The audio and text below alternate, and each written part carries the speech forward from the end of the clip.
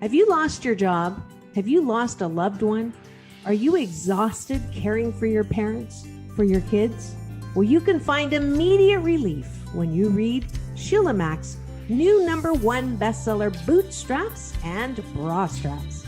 It contains the Boots formula to move from rock bottom back into action in any situation, especially right now. If life has knocked you down, pick yourself up with Bootstraps and Bra Straps. Get your copy at www.sheilamac.com today. Are you ready for a reboot? Welcome to the Sheila Mack Show, reality at its finest. History reminds us those hit hardest often become the change makers. This year, we've all hit crazy economic, social, and emotional rock bottoms. We all get knocked down. Something hits globally, locally, personally. It affects our health, finances, our relationships. We have to recreate a business or career. Each show, Sheila and her special guest will be sharing their reboot stories, guiding you with real solutions to upgrade and up-level emotionally, mentally, physically, spiritually, and financially. Here on NBC's KCAA Radio, Mondays at 1 and Wednesdays at 7 p.m. Pacific Time. If you're ready to pull yourself up by the bootstraps and bra straps, enjoy a listen. Here's Sheila. Welcome to the Sheila Mack Show, reality at its finest. Here we have real people sharing real stories and actionable steps to help you reinvent, rebuild, and reboot your business and personal life on your terms. I'm your host, Sheila Mack, and today we have special guest Angela Cohan. Angela moved from Tehran, Iran to Southern California in 1979, where she continued her early education. She attended UCLA, where she studied psychology. Angela has a master's degree in journalism and mass communications. Angela formerly worked as editor for the Iranian Jewish Chronicle. She is currently a contributing writer for Cultural Weekly. Angela is a member of PEN USA, an organization that defends and promotes freedom of expression domestically and internationally.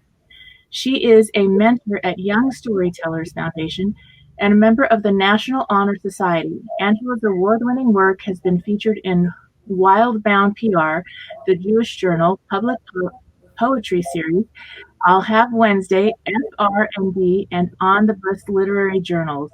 For the past 5 years, Angela has translated, transcribed, and conducted research for her latest project, a cookbook titled Persian Delicacies, Foods for Special Occasions. All right, welcome to the show, Angela. Thank you for having me, Sheila. It's a pleasure to be here. Yes, and this show is based on my new best-selling book, Bootstraps and Bra Straps, the formula to go from rock bottom back into action in any situation. And this year, we have had every situation hit us globally. So I'd love for you to maybe start out with telling a story about a time in your business or personal life where you overcame a tough situation. Yes, when we moved to California in '79, it was right smack in the middle of a revolution, and we didn't know that. The religious leaders had told us we're Jewish, we're a Jewish minority from Tehran. So my family had heard from the religious leaders that things were not going to get kind of scary for a while. So we left and we ended up in Israel, the whole family, but we thought it would be for 2 weeks. So we stayed there for 2 weeks thinking that, things will die down and we can go back to our lives, and it didn't happen. And we were lucky that my uncle lived in San Diego. So my mom made the decision to bring my sister and me to San Diego to start school there. And yes, our lives changed forever. Wow. Yes. I remember that time. Yes, I remember I had neighbors that actually moved over for the same reason because of this revolution, and they had to leave everything behind and start over again. And it was very hard for them. Just beautiful people. I actually knew them until they both passed away. They were, older people, and they were just part of our family, extended family, I guess. So yes, that was a tough, tough time.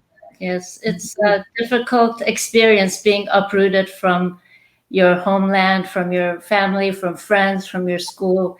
And yeah, we were very young. We were 9 and 11 at the time. So yes, yeah, it was very difficult. Yeah. And they told you 2 weeks. And I think they told us 2 weeks at the beginning of our quarantine. So I know. Fine. I know. Right. I know. I can see the parallels between the two. That's true. I know. Makes you resilient, I have to tell you, though, going through that experience. Yeah. And it was, I think it was tougher for the older generation who had their whole livelihood there and had businesses and have to start from scratch. I mean, yeah, I think some of them never really got over the fact that they would die in exile. It was heartbreaking. Yes. That is very interesting and difficult, and so many people are blessed to find home here in the U.S.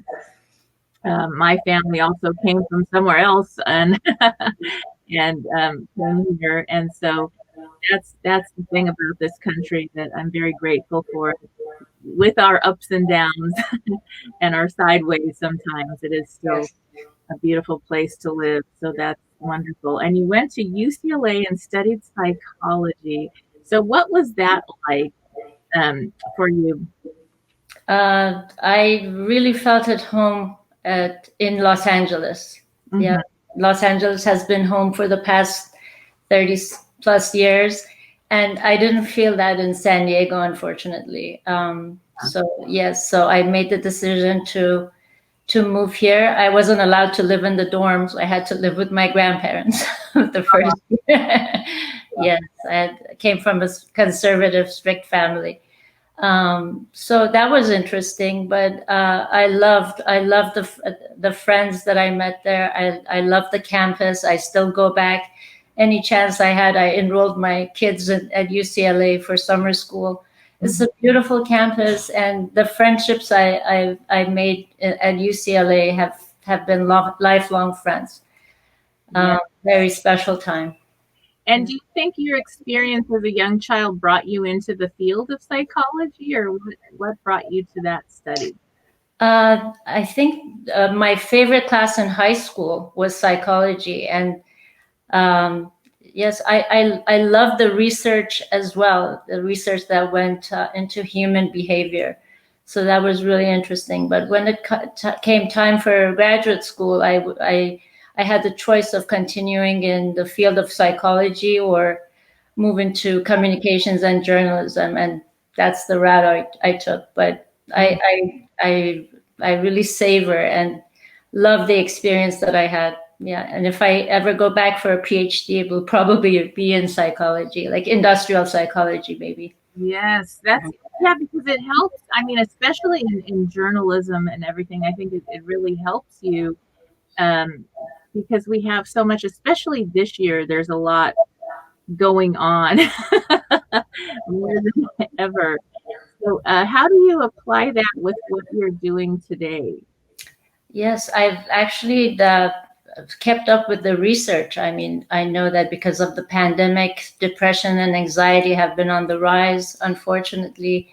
And I really feel for young kids who have to be homeschooled or have to have Zoom classes. It's not the same as having, playing with friends and having a backyard or getting some fresh air. I mean, I really feel for the parents, actually.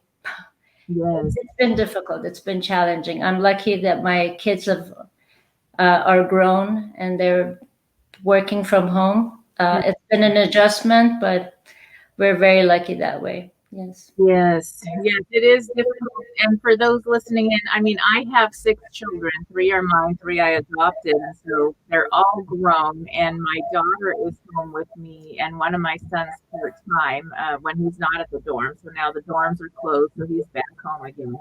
And it is it's wonderful.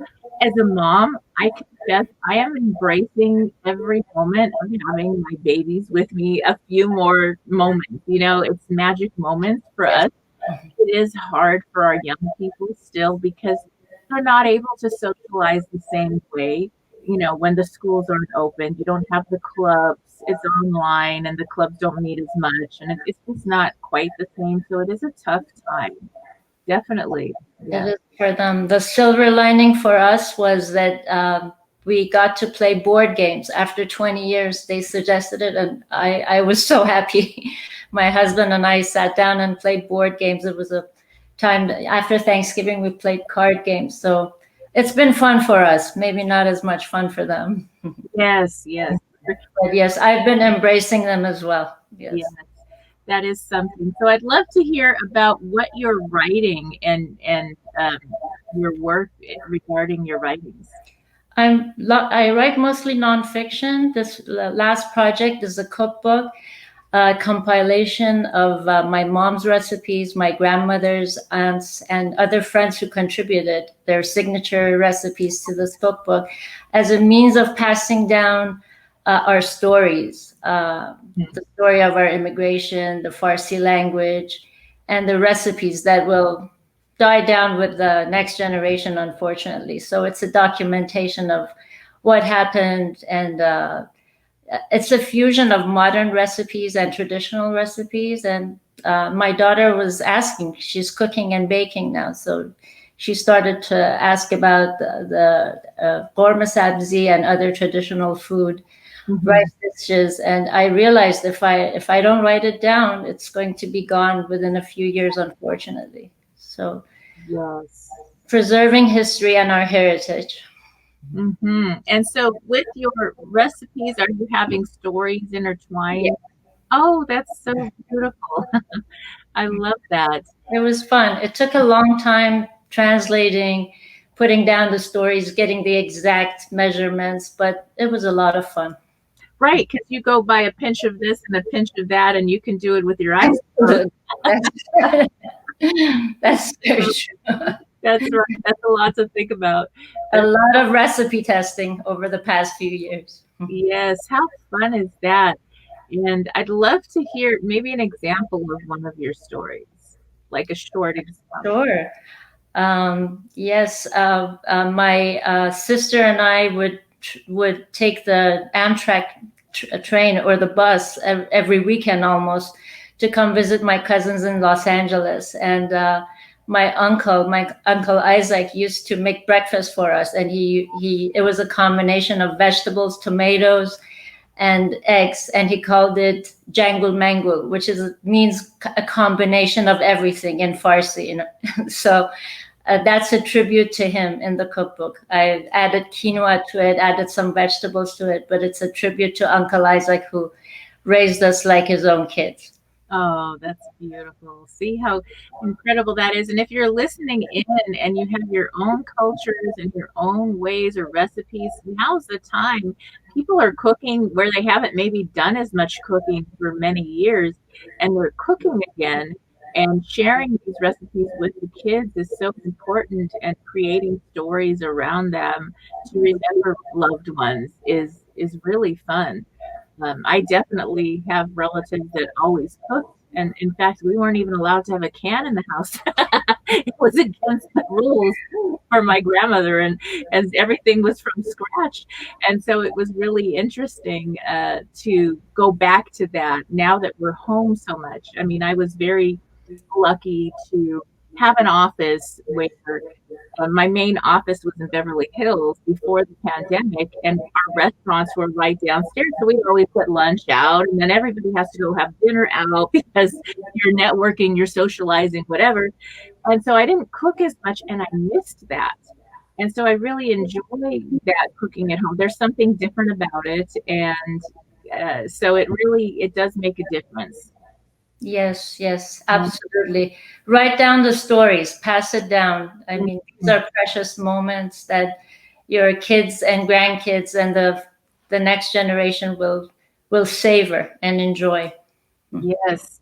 And now, is there a big community of friends that get together from your country and your heritage that you're still able to connect even through this pandemic?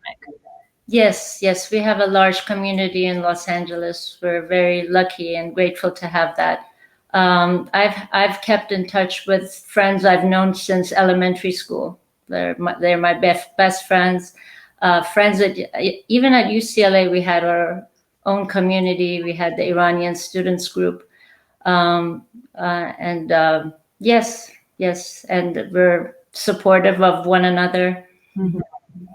You know, one of the gifts that I had was I had the neighbors that came over during that revolution, and I had other neighbors. I was staying with my grandparents at the time, and they were kind of raising me, and it was all my grandmother's age friends. So they were probably 60s, 70s already. And I'm 5 years old, and they're coming from different situations, different countries, and they have these incredible stories of how they had to escape or get through a situation, and how stoic these women had to be, and how they made it. And I'm 5 years old. I'm listening to multicultural group of women tell their stories, and I thought, wow, everybody has an adventure they're gonna go through in life, and they're gonna have a story. And one day I'll have my story, and I'll have my adventures that I'll have gone through. And that community was so important. Like I knew those neighbors until they passed away. Every single one of them. They had Thanksgiving at my home every year. It was my extended family, truthfully, all those people. They didn't really have children of their own, a lot of them. And so I kind of adopted them all. Mhm. And it really is important, especially during this time, to connect to people. And even if you're far away and we have the distance and all that, to stay connected with calls and really stay in community. It's going to help mentally and emotionally so much. Absolutely, I agree. I agree. And you have beautiful memories of your neighbors and wonderful stories. And that, I think, reading cookbooks, like when your cookbook comes out, reading your cookbook and practicing other recipes, learning about other cultures connects us and unifies us as a world globally, because that's kind of where we're at right now. We come to realize during our universal pause that what really matters is humanity and love for one another. And that's the most important thing. And coming into this is a new decade, and this has been the toughest new beginning to a decade, but hopefully it's a reorganization into love and into a better way of living. I think it's picking us up to our youth, and even everybody is waking up to what really matters most. And maybe we were going one direction, and all of a sudden things matter. Family matters more. People matter more. Our neighbors, who is our neighbors? We have to know who our neighbors are now. And so these things, it's just a beautiful shift in a good way. So sometimes tough situations like this year can bring us the best gift. Yes, that's a wonderful way of reframing the situation. I absolutely agree with you. Yes, yes.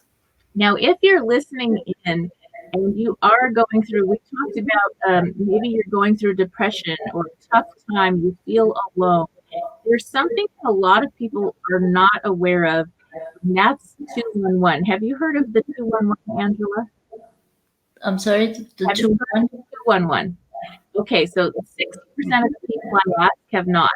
So if you type in 211 in your computer, Google 211 in California or Nevada or Texas, you will get a list of every resource, mental health. Maybe you need help with rental assistance, or you need to actually get food. They have help with food, meals, and so they have all kinds of help. If maybe your health insurance got changed because you lost your job or whatever, they have help for that. So that's a resource in every state in the United States and also every province in Canada that nobody knows about. It's free. So keep it in mind. Maybe it's not something you'll ever need, but if you have friends, loved ones, someone at work, just post it at work, or somebody says, hey, this is going on. You need something. You can't help everybody with everything, but if you have a resource to connect them, that's like really going to make a difference in how they get back on track this year quickly. And then just giving them love and community and spending time with them, being an open ear for them and connecting them to those resources makes a big difference. Yes, and it's beautiful. You have a community of people and friends to connect to. So if you're wherever you're at, if you don't, start to connect to community programs, groups that you can start to get to know people in your area. Now's a good time if you don't have that. Maybe you just moved and then the pandemic hit. Start connecting wherever you're at, because that makes a big difference. It's like an extended family. It's very important, yes, because loneliness is on the rise. And yes, if you are feeling lonely, please reach out. And if you know someone who needs help or maybe groceries or something, please volunteer your time and help someone in need. Yes. Yes, that will make a big difference. And so I'd love to hear about some of the other things you've been doing. You work, I'm looking at your bio here a little bit. So you do a lot with different journals, and you have something with the Young Storytellers Foundation. I'd love to hear about that. It's a great organization. Yes, we go into schools and the kids who show a propensity for writing, they're picked, and we work one-on-one with them, develop a story with them, and they have a screenplay written by the end of 7 weeks, and they have a show at the end of 7 weeks, and actors come and play. They actually played. There's a show at the end of the year, and it's just a lovely experience, and the kids are wonderful, and it's a great experience for us mentors to write down their stories, help them develop their characters and their stories, and such creativity. It's an incredible experience. Yes, and see, now if you're listening in and you're wondering, gosh, I have a talent and I want to get a job, I love people, but I can't find work, go volunteer. Because first of all, you'll find happiness in helping somebody else out of your head and your heart. And secondly, as you volunteer and show up to mentor children, to work with other people, help with pets, whatever your passion is, what's going to happen is people will see who you really are. They'll see your talents and they'll be like, oh, that's who we want to hire. Just fill out the application where you're already hired, because they'll see who you are. So that's a good way to prevent depression and to get a job. Yes. Well, it really does help. I've never ever applied. I've always worked for myself, but I've also had positions that were offered to me that I've accepted just from volunteering over my lifetime. It's just because how you show up makes a difference. And they're like, well, that's who I want. I want to pay that person. So that's something that when you're listening in, it could be that that's what you're looking for this time. And I'm wondering, when is your book going to come out? Hopefully before the spring of 2021. So things have been moving very slowly, but it's finished. It's finished. It just needs to be published and taken out to the world. Yes, that's wonderful. So it may be that you come back on the show, or I definitely share again about this right when your book comes out to make sure that people can get a copy at that time. I would love to. Thank you. There are 105 recipes in there. Oh, that's great. And I would love to know, how can people connect with you now to stay in touch with you? My website is at angelacohan.com. I'm also on Facebook, Instagram, Twitter, and LinkedIn at Angela Cohan. All right. All right. Well, thank you so much for being a guest on the show, Angela. And definitely, I do want to share when your book comes out. So we will be looking for that in the spring. Okay, everyone, stay tuned. We'll be back after these messages. Thank you, Sheila. Thank you for having me. Yes, community is truly key to the authentic soul. And if you are just tuning in, this is the Sheila Mack Show, reality at its finest. Here we have real people sharing real stories and actionable steps to help you reinvent, rebuild, and reboot your business and personal life on your terms. I'm your host, Sheila Mack, and today we had a great discussion about community, and our dear friend was creating a cookbook that will be out in the near future, and it's a cultural cookbook with all her family recipes and stories from her heritage, which is a beautiful thing to do, and something that is something you can bring to your homes right now, sharing your family recipes and traditions, which is kind of fun. So on that note, I'd like to start this portion of the show off with some Dear Sheila questions that listeners have sent in and answers. So if you have a question that you would like to have answered on the show, you can send it in to www.dearsheila.com, and Sheila is spelled Sheila. So www.dearsheila.com will get you a free question answered on the air, and you can also win a prize whenever you send in a question. You are entered into a raffle to receive a free course, free book, or other prizes depending on the time that you send that in, and each month we have new prizes.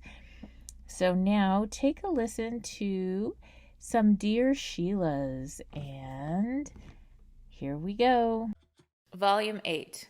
Dear Sheila, it's the holidays, and I'm dealing with an overwhelming sense of grief that is secondary to the loss of my family members that occurred during the holiday season almost 2 years ago. I'm attempting to resume my family traditions with a smile on my face, but my heart is troubled and sad. I'm grateful for the numerous friends and my support network that I am blessed with. However, I'm hoping that you can offer some insight and suggestions to help me keep my healing heart in perpetual motion this time of year. Thank you. Sincerely, Blue Christmas. Dear Blue Christmas, I'm so sorry for your loss. Losing more than one family member during the holidays is very difficult. I can't imagine. And one of the things that has helped me get through holiday seasons, because I've lost quite a few family members myself, was to change my holiday celebrations, to celebrate my loved ones that have crossed over in a different way, gave me a new tradition. And that may help you as well. I'm not sure how you celebrate your holidays or how you did in the past, but save a place for them at the table, maybe have a ceremony for them and send them love, and then stop and pause for a moment before you plan your holidays this season and think about what, if they were living with you today now, what would they want for you as your relative? What would they want to see for your happiest holiday this year? For myself, with my children, I think what I would want for my children is for them to continue to celebrate and live their best life every day, including on the holidays. And I would appreciate their memories and thoughts of me. So I think that may help, and just forming new traditions. Because whenever there is a life shift, whatever it is, divorce, or kids grow up and they have their own family units, they can't travel to see us, whatever it is, our holidays are going to shift over time. And grieving a loss of more than one loved one is the hardest, for sure. Yet these are things that are going to happen. And so to have a new form of holiday will make a big difference for you. I hope this helps. As always, I wish you life, love, laughter, and light. Thank you for listening to Dear Sheila, answering real questions with real solutions to reboot your life. If you have a burning question, submit your question now to Dear Sheila, answering real questions with real solutions to help reboot your life. What to do about the mental health crisis facing parents and small business owners as our world reopens. Dear Sheila, I'm a parent and small business owner, and I admit I'm concerned about stepping back into full-time operations as my city starts to reopen.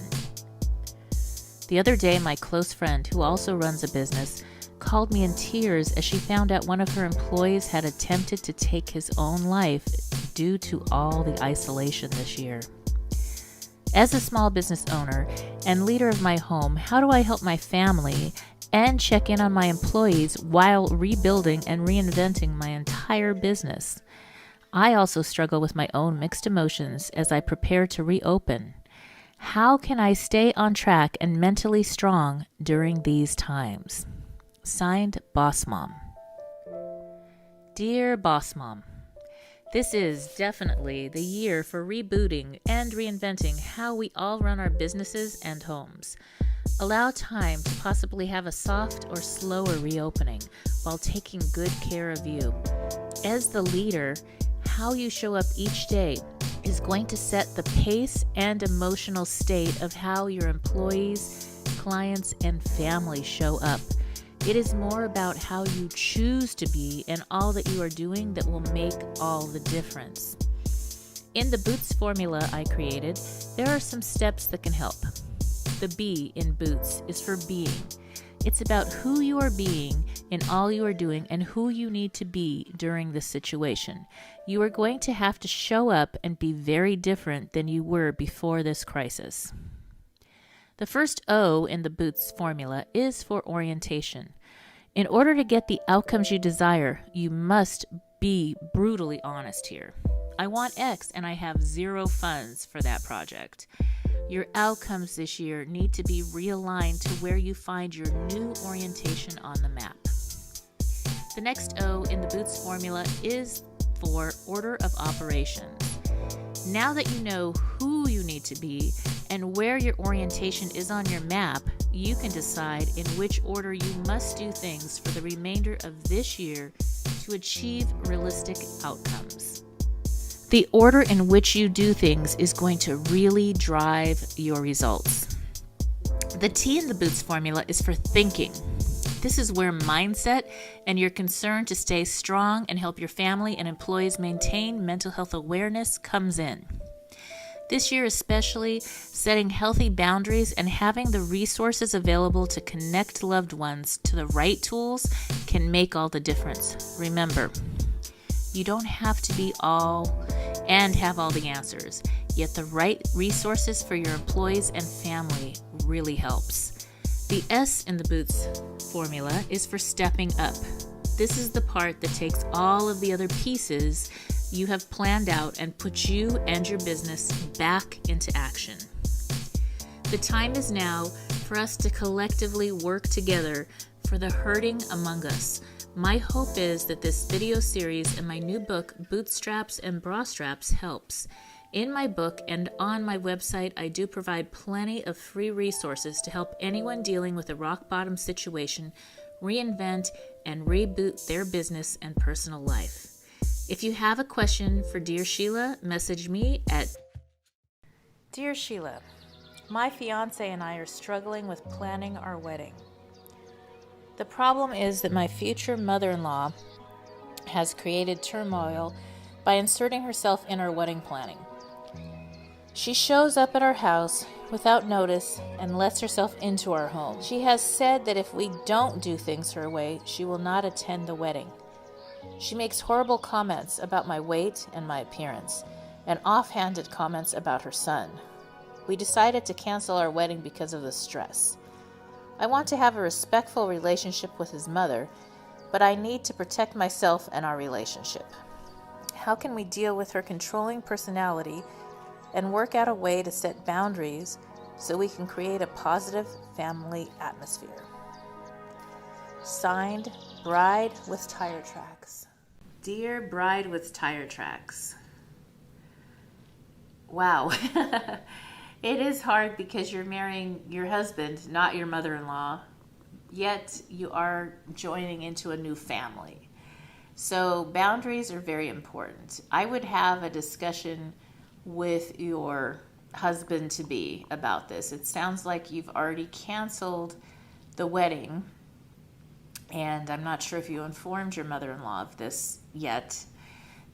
So it may be that you have a small wedding on your own and then have a party later, or it may be that you have a discussion with your mother-in-law. There are two of you now, and it is his mother, so he knows more about how to have boundaries with his mom than you do, and every relationship is so different. So I would really lean on him for that more than your own.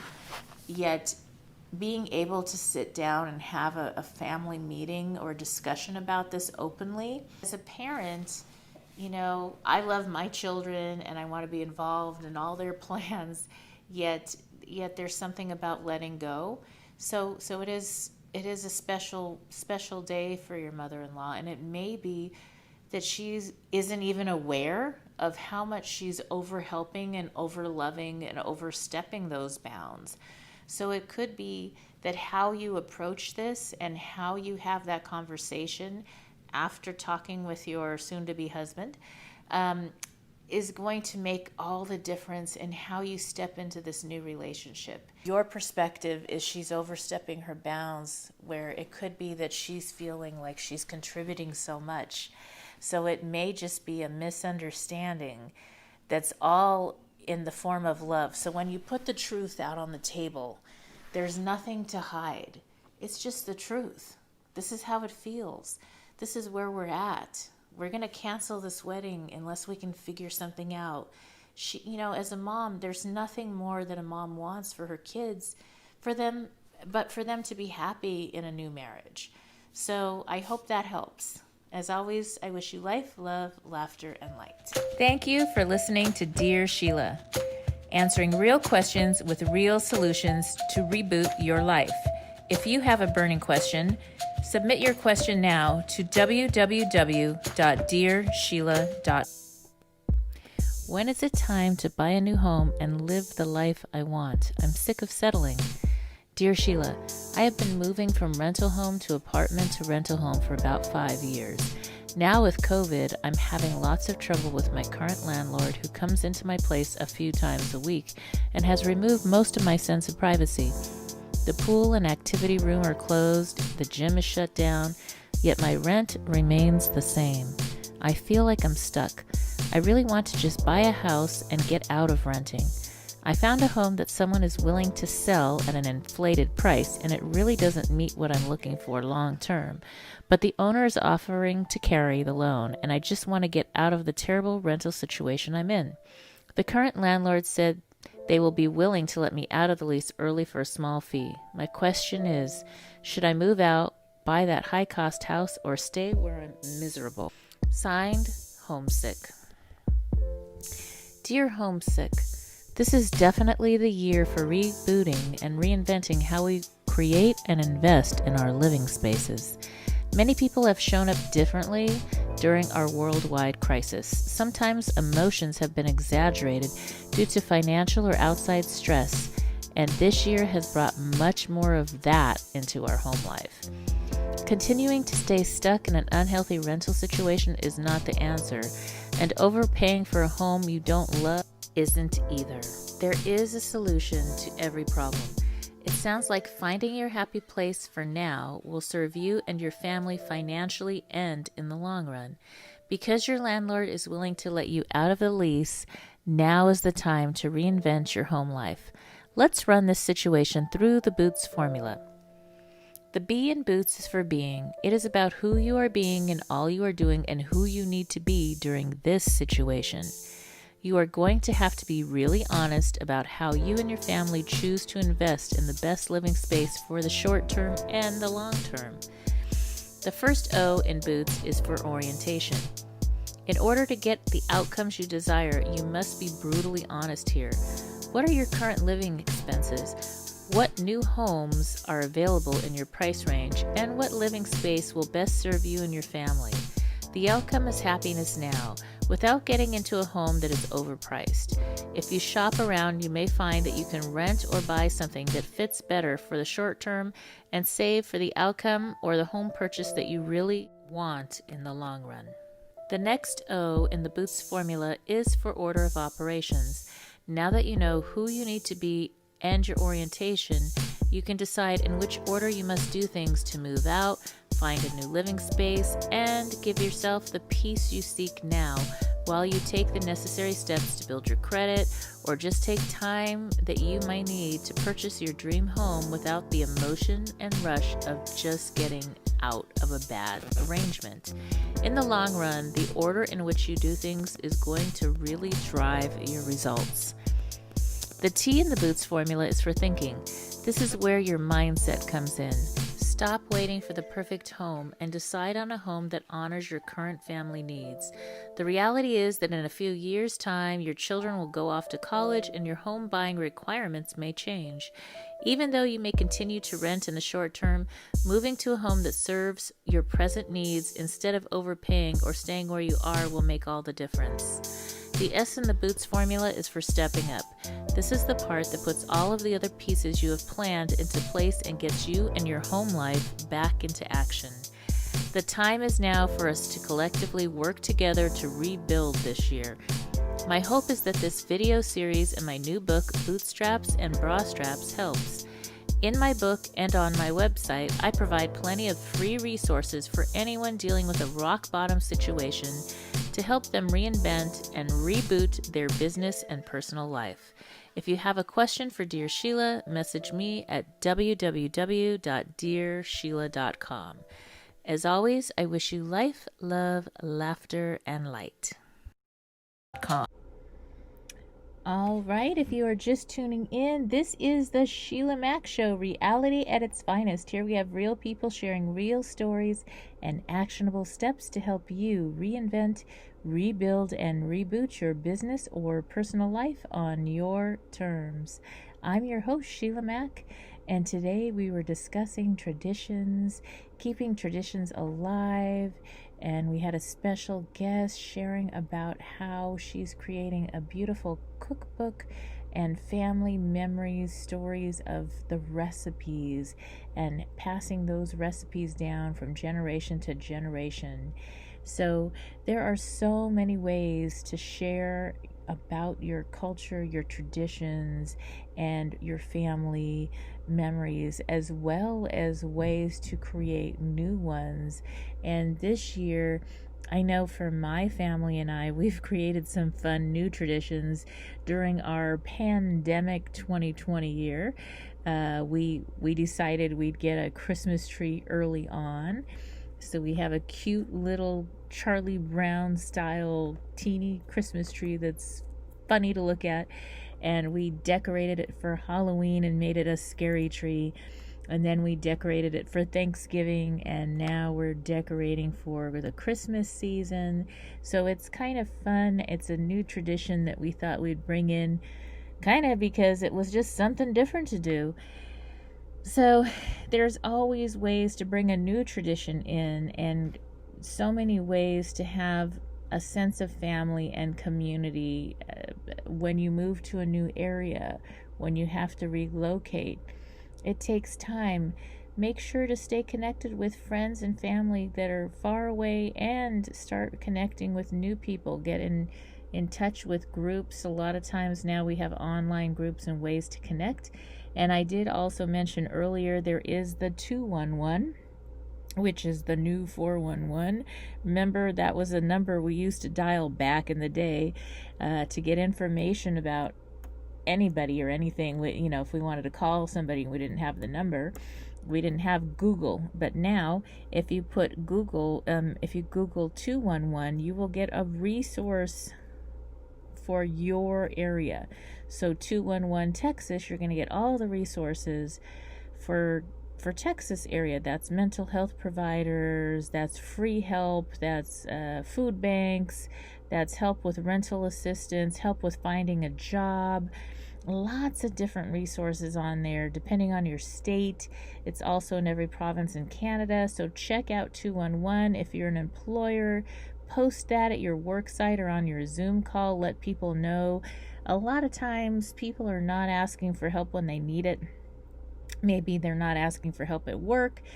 And it really does affect productivity when things are difficult at home.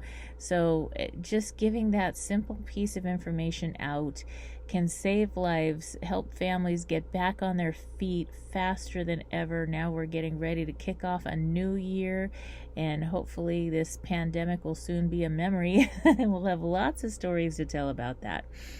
So now I'd like to share a short excerpt from my new best-selling book, Bootstraps and Bra Straps, the formula to go from rock bottom back into action in any situation. And this is on ways for you to start planning when you're reorganizing your life, when you're decided, I'm going to reinvent myself, when you've had enough and you're done with this year and you're ready to start new and take new action, maybe set out for a new goal, a new plan, a new career path. So this is something that's a good listen when you're getting ready to get started on a fresh start. Okay, take a listen. Conclusion. Welcome to the Sheila Mack Show, reality at its finest. When I was a young kid, my parents got divorced. My mom was granted custody, and my grandparents forbade my dad from seeing me. His name was never mentioned, and I didn't see him again until I was a teenager when a court contacted me. I hadn't even known he was alive until then. We reconnected when I was older. I was desperately looking for him at the same time he was frantically trying to find me, like our hearts were calling to one another. Before my father was diagnosed with cancer, he taught my oldest son how to play chess. When I was younger, though, I lived with my grandparents and my mother. My mother had contracted polio as a young child, so she struggled to live and work independently.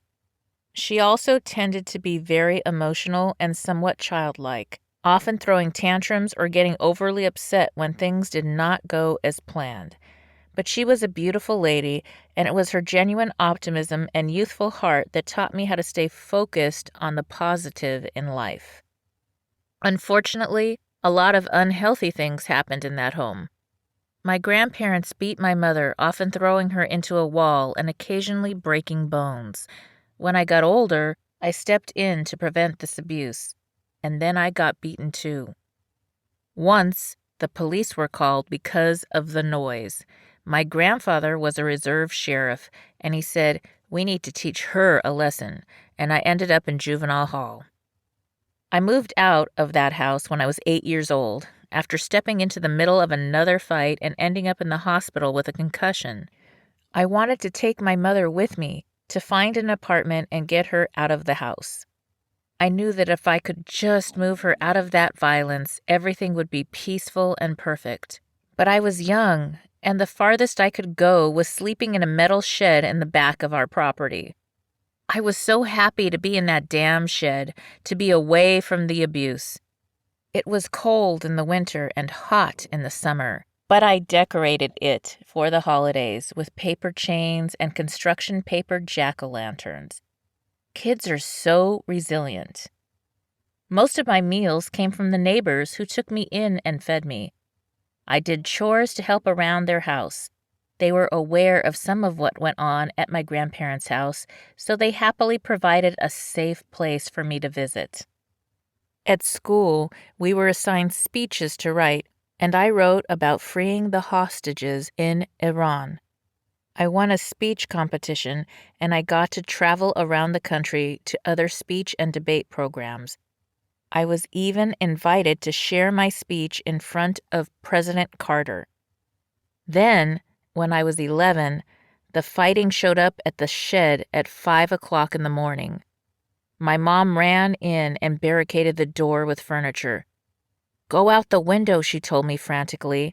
"They're coming with straitjackets to lock you up." I'd ended up briefly in the mental ward once before, with my grandparents telling me I was the crazy one, scaring me so I wouldn't say anything about the abuse. I didn't want to go back. That's when I left for good, sliding out the window in my pajamas and running through the woods to the nearest bus stop. I stayed with different friends because I needed a place to sleep. I became very social, fitting in with every group and clique in exchange for a warm bed or couch. Every day I called my mom just to tell her I was okay. For a little while, I stayed with 2 friends from middle school in a small apartment in East LA.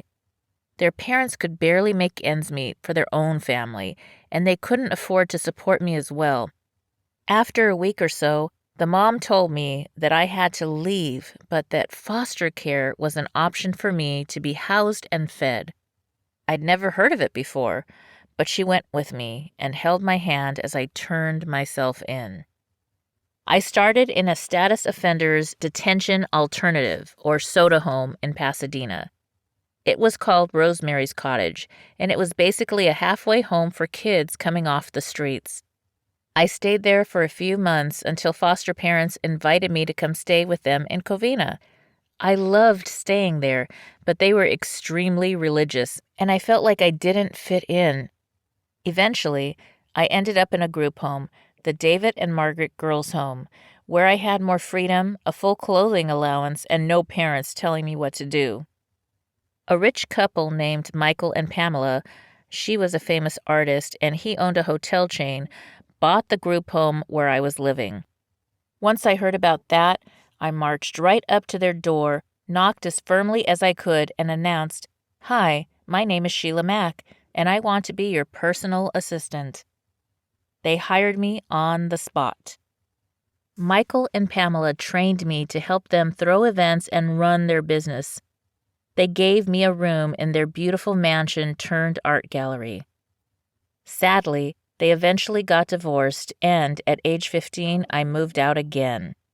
I got an emancipation, finished high school early, and went out and started community college.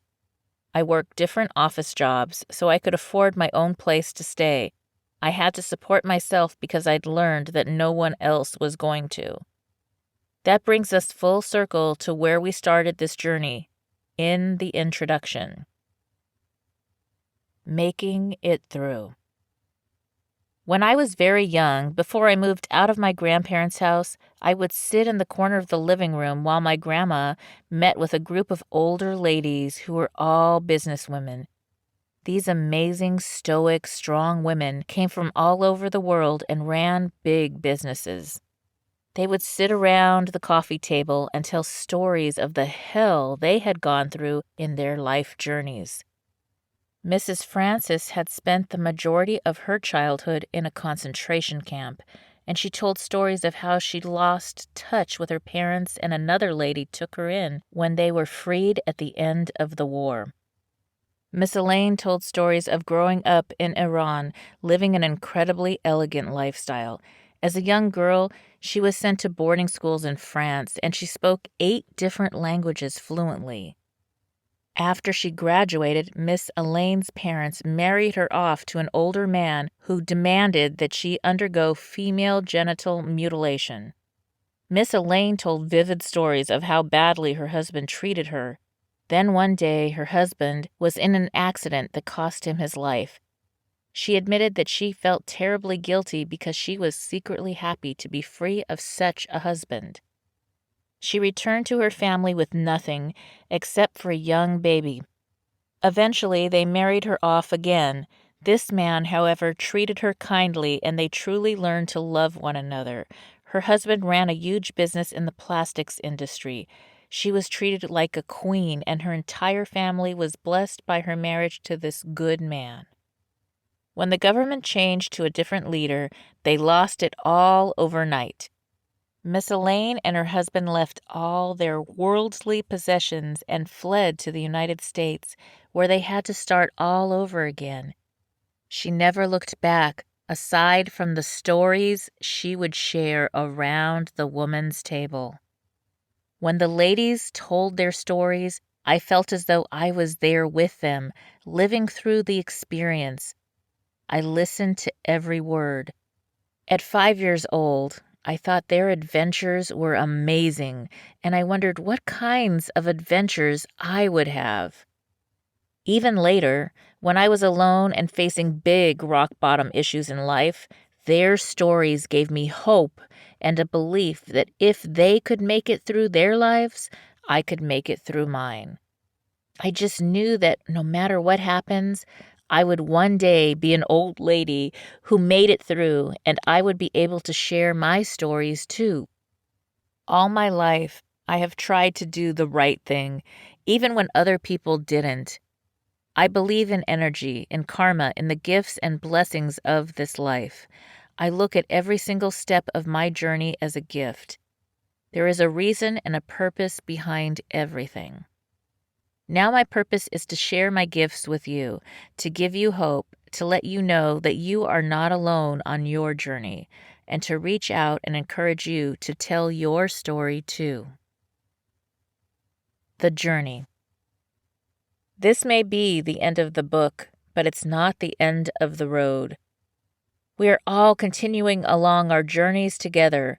One of the most beautiful parts about making a life shift is that you get to be among people who have gone through the same rock bottom as you. All of us are women who love other people, who have gone through or are still going through something difficult. We pulled ourselves up by our bootstraps and our bra straps, and now we're empowered to help other women. We know them because we've walked a mile in their boots. We recognize each other and say, "You wore those shoes too." And now we're strutting in the sexiest red heels we can find. Join the community to receive help when you're starting on your journey. Even at the beginning, sharing your story can help someone else, and you help yourself when you contribute. Go to my website at www.sheilamac.com.